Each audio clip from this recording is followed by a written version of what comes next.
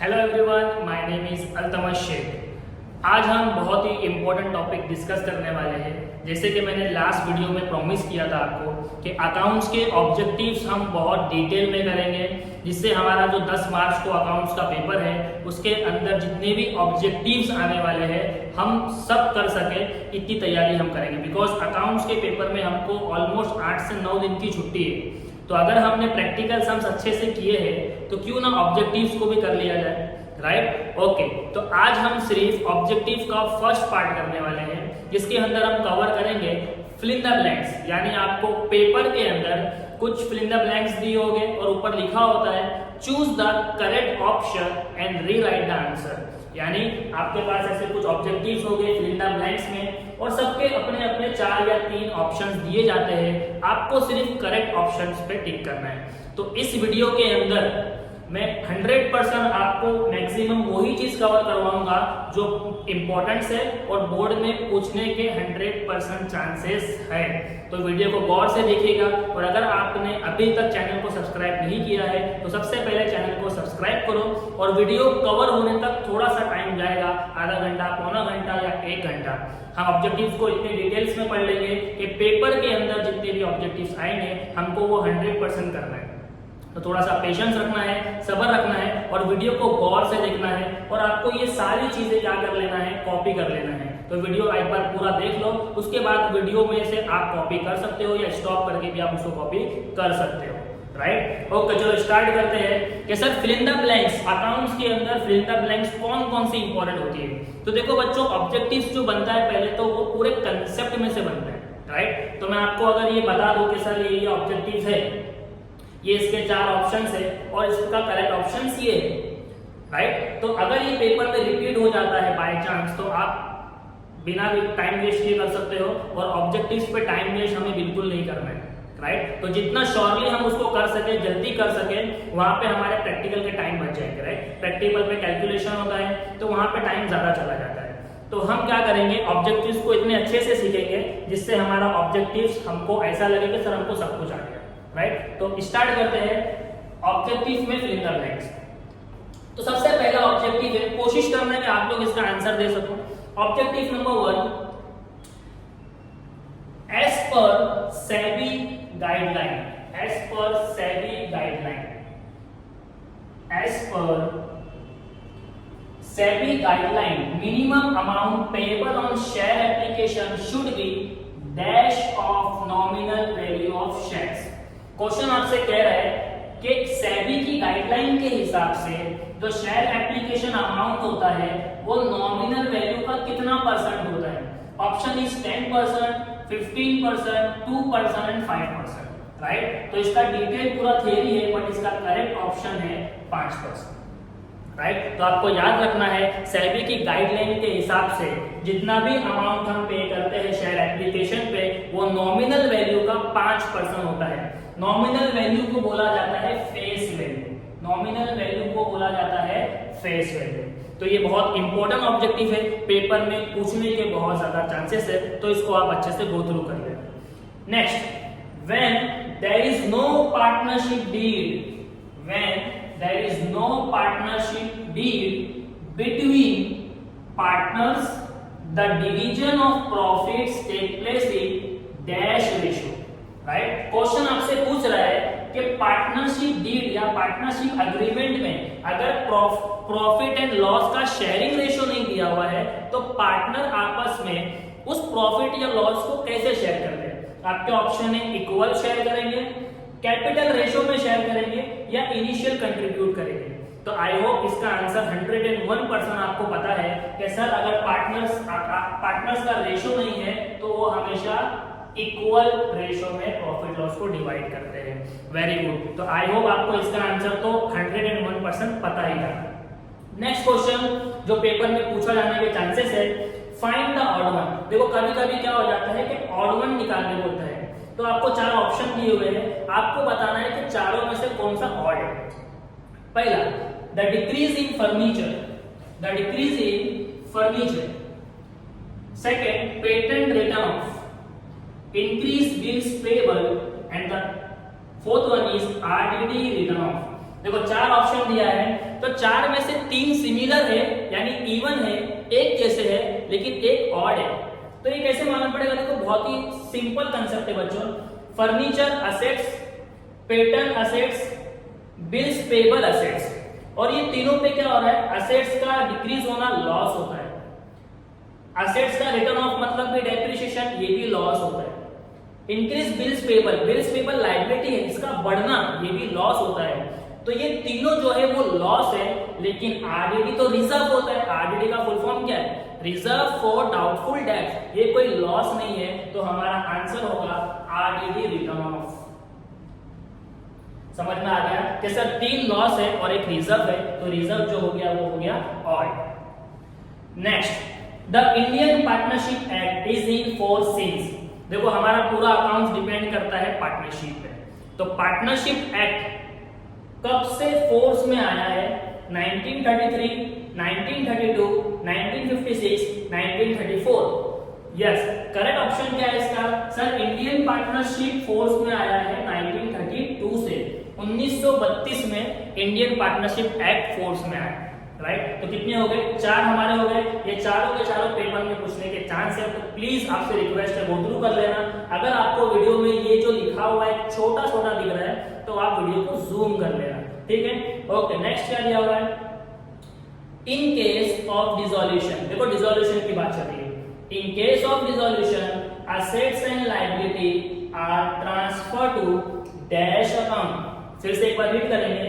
In case of dissolution assets and liability are transfer to dash account. Dissolution के अंदर assets और liability को कौन से अकाउंट में ट्रांसफर किया जाता है? Right, bank account, partners capital account, realisation account. Yes बच्चों, करेक्ट ऑप्शन क्या है? डिसोल्यूशन तो सबने पढ़ा है, राइट? तो वीडियो को पॉज करो और आप पहले आंसर दो। Correct answer is realisation account. अगर आपने इसका आंसर पहले से पता था तो कांग्रेचुलेशन कि आपको बहुत सारे ऑब्जेक्टिव्स पता है, यानी आपका कंसेप्ट क्लियर है, राइट? तो असेट्स एंड लायबिलिटी को डिसोल्यूशन के रियलाइजेशन अकाउंट में ट्रांसफर किया जाता है। नेक्स्ट क्या दिया हुआ है? That is compulsory dash. That is compulsory dash. पहला, that is compulsory dissolution, that is compulsory admission, that is compulsory retirement. तो इसका करेक्ट ऑप्शन है that is compulsory retirement. Yes बच्चों, कि इस केस में जब पार्टनर की डेथ हो जाती है उसको बिजनेस से क्या होना पड़ता है? रिटायर होना पड़ता है, वो भी कैसा?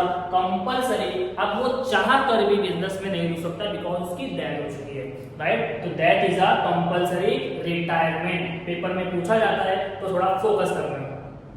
नेक्स्ट क्या दिया हुआ है?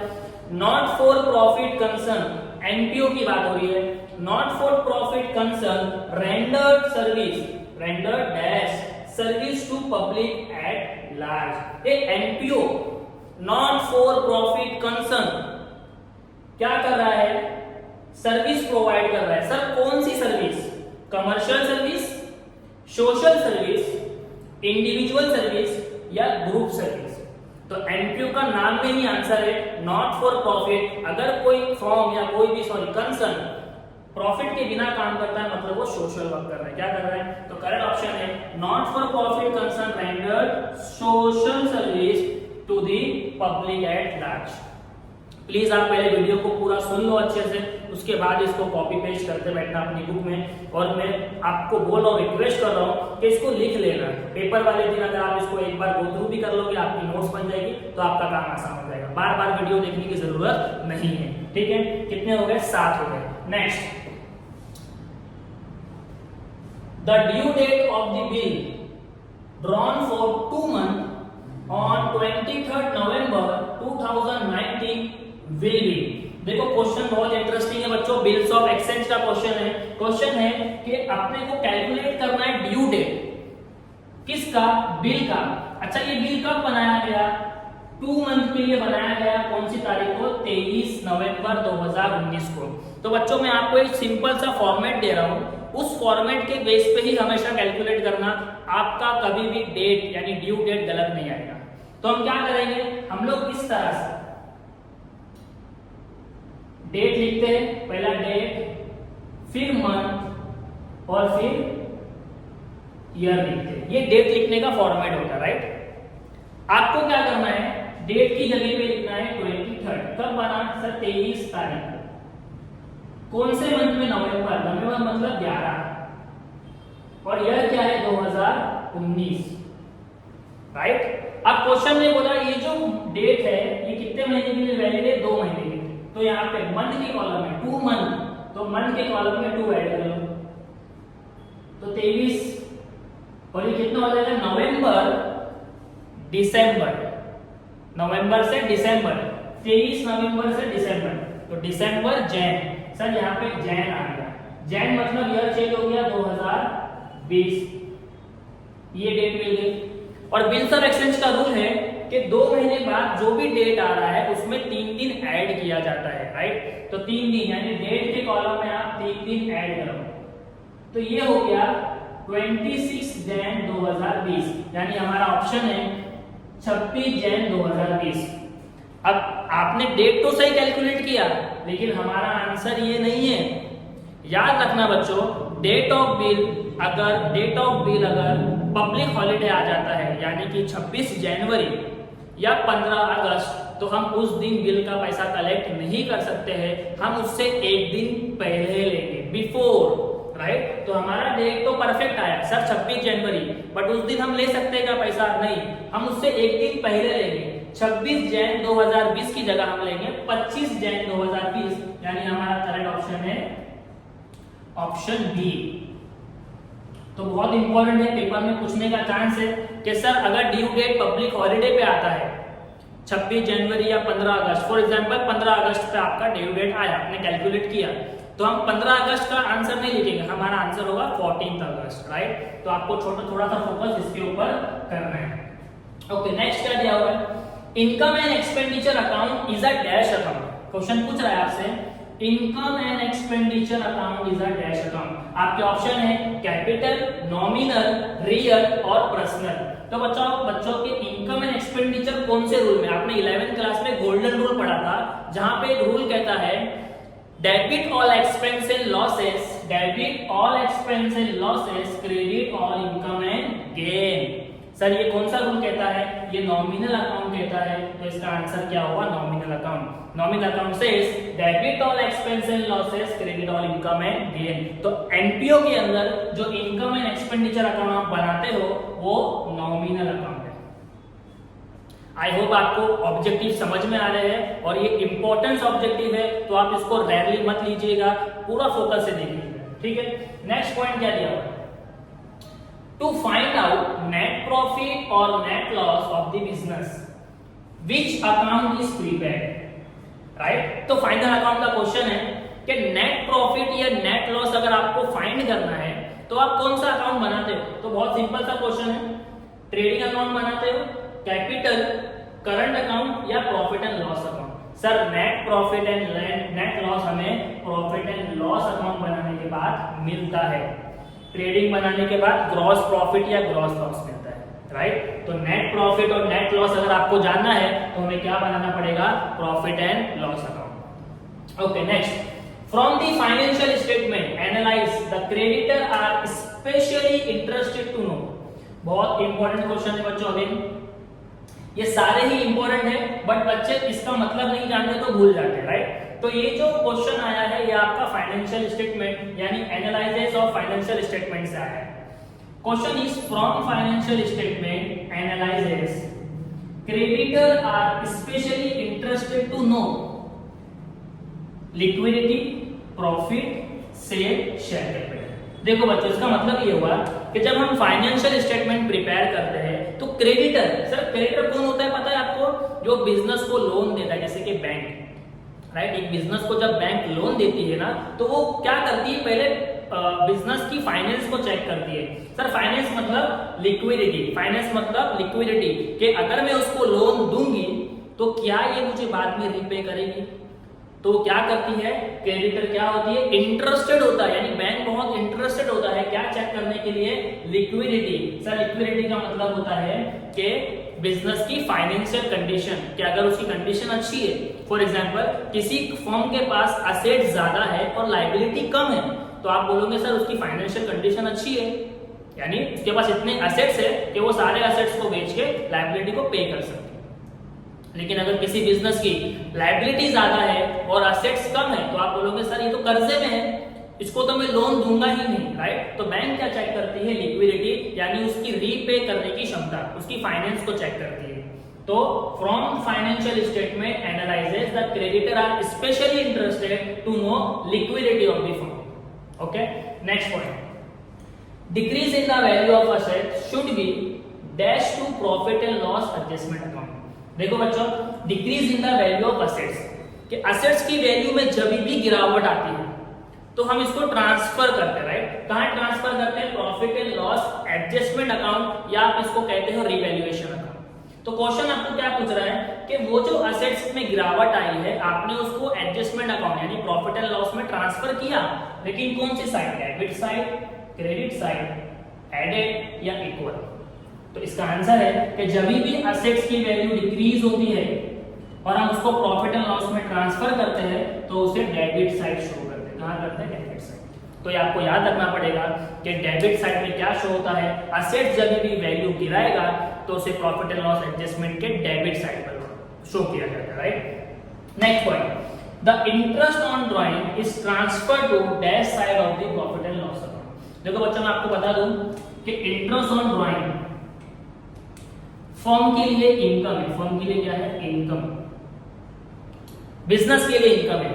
तो रूल क्या कहता है? क्रेडिट और इनकम है। तो इसका आंसर क्या होगा? क्रेडिट। कि इंटरेस्ट ऑन ड्राइंग अगर इनकम है तो वो कहां ट्रांसफर होगा? Credit side of profit and loss account. Clear हो गया?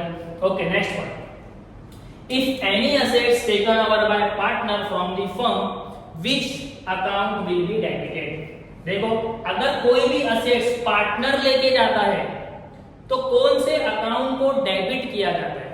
तो बहुत ही सिंपल आंसर है। ऑप्शन क्या दिया हुआ है? कैपिटल में डेबिट होगा, रिवैल्यूएशन में डेबिट होगा, असेट्स में डेबिट होगा, या प्रॉफिट एंड लॉस एडजस्टमेंट में डेबिट होगा। तो इसका करेक्ट ऑप्शन है कि सर अगर पार्टनर लेके जाएगा तो पार्टनर के डेबिट में, यानी पार्टनर्स कैपिटल अकाउंट के डेबिट में वो शो किया जाएगा। क्लियर हो गया? Next, if goodwill is raised, raised का मतलब गुडविल बढ़ रहा है, to the extent of retiring partners share dash account, partners shares dash account is to be debited. क्या बोल रहा है? गुडविल जब रेज होता है तो कौन से अकाउंट में डेबिट किया जाता है? कैश अकाउंट में डेबिट होगा, गुडविल अकाउंट में डेबिट होगा, ऑल पार्टनर्स कैपिटल अकाउंट में डेबिट होगा। करेक्ट आंसर है कि सर गुडविल रेज हो रहा है ना, तो गुडविल बढ़ रहा है तो गुडविल अकाउंट में डेबिट होगा। यार तो जब भी याद रखना बच्चों, असेट्स बढ़ेगा यानी गुडविल रेज किया जाएगा तो गुडविल अकाउंट को ही डेबिट किया जाएगा।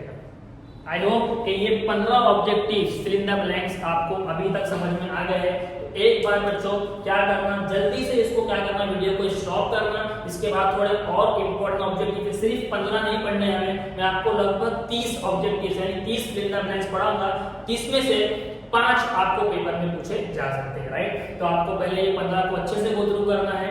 अभी मैं इसको रफ करने जा रहा हूँ, तो आप पहले इसका स्क्रीनशॉट ले लो या इसको जल्दी से रिकॉर्ड कर लो, जैसा आपको अच्छा लगा वैसा कर लो। मैं आपको 3 मिनट दे रहा हूँ।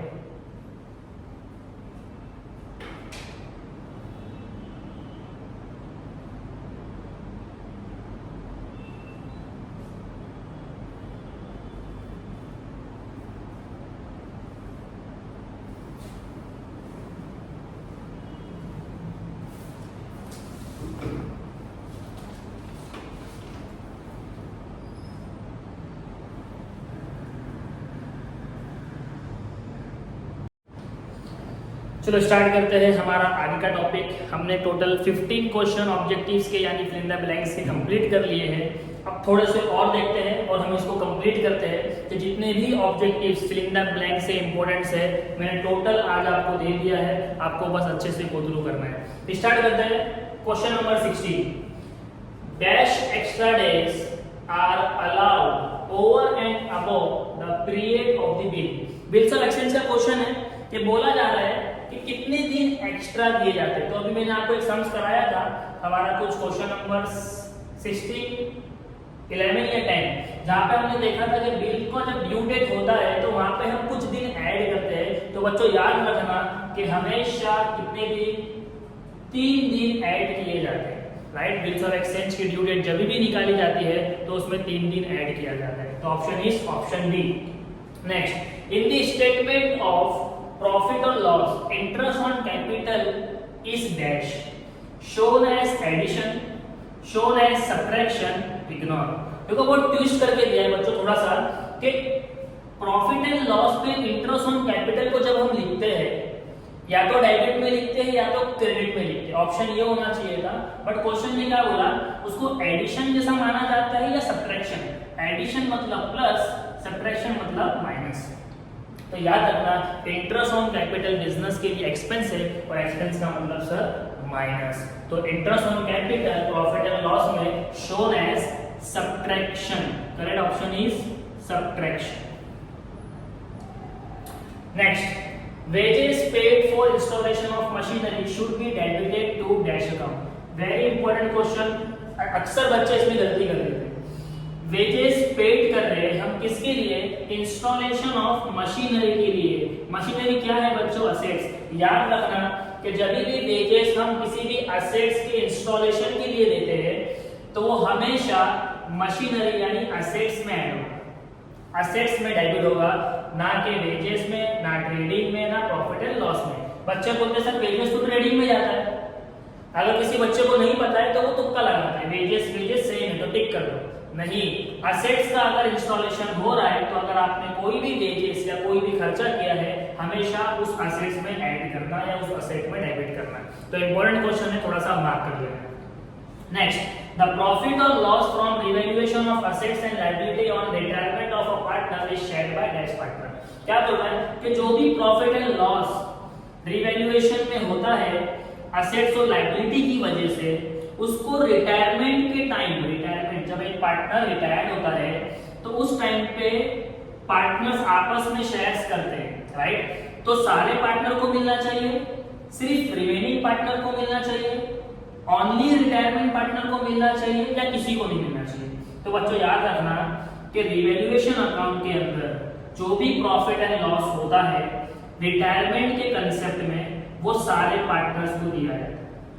यानी जब पार्टनर रिटायर्ड होता है और profit and loss adjustment account में कोई भी प्रॉफिट या कोई भी लॉस आता है तो हम किसको देते हैं, सबको देते हैं। यानी जो रहने वाले हैं उनको भी और जो रिटायर्ड होता है उसको भी, all partner. Answer is all partner, right. उसके बाद इन केस ऑफ एडमिशन, देखो बच्चों सेम क्वेश्चन है, बस देखो क्वेश्चन ने यहाँ पे रिटायरमेंट डाल दिया है और यहाँ पे एडमिशन डाल दिया है, सेम है। देखो in case of admission of partner the profit और loss on revaluation of assets and liability is shared by dash partner.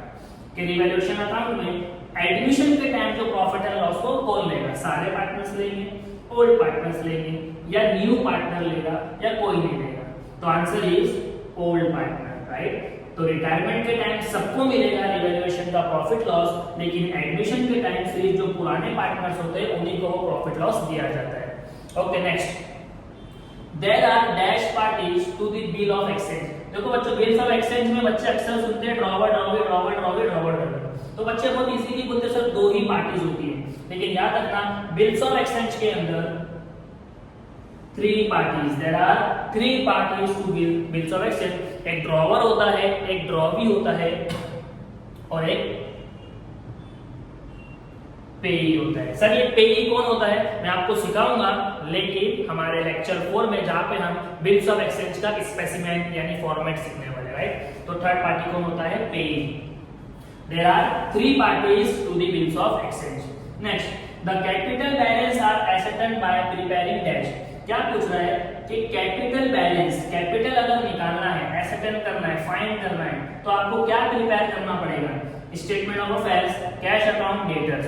तो आंसर इज कि कैपिटल निकालने के लिए हमें बनाना पड़ता है स्टेटमेंट ऑफ अफेयर्स। ये आपके सिलेबस का क्वेश्चन नहीं है, लेकिन बाय चांस के पेपर अभी थोड़ा अच्छे से ऑनलाइन हो रहा है, आपका सेंटर लग रहा है, तो एग्जामिनर का मूड हो कि कुछ यूज करे ऑब्जेक्टिव्स के थोड़ा डिफिकल्ट पार्ट डाल दे, तो आपको इस टाइप के क्वेश्चन डाल सकता है। तो अगर क्वेश्चन में पूछा जाए कि कैपिटल बैलेंस एसेटेन करना है तो हमें क्या बनाना पड़ेगा, answer is statement of affair बना के हम कैपिटल फाइंड कर सकते हैं, right. Next question, okay, when share are forfeited share capital account is, ठीक है।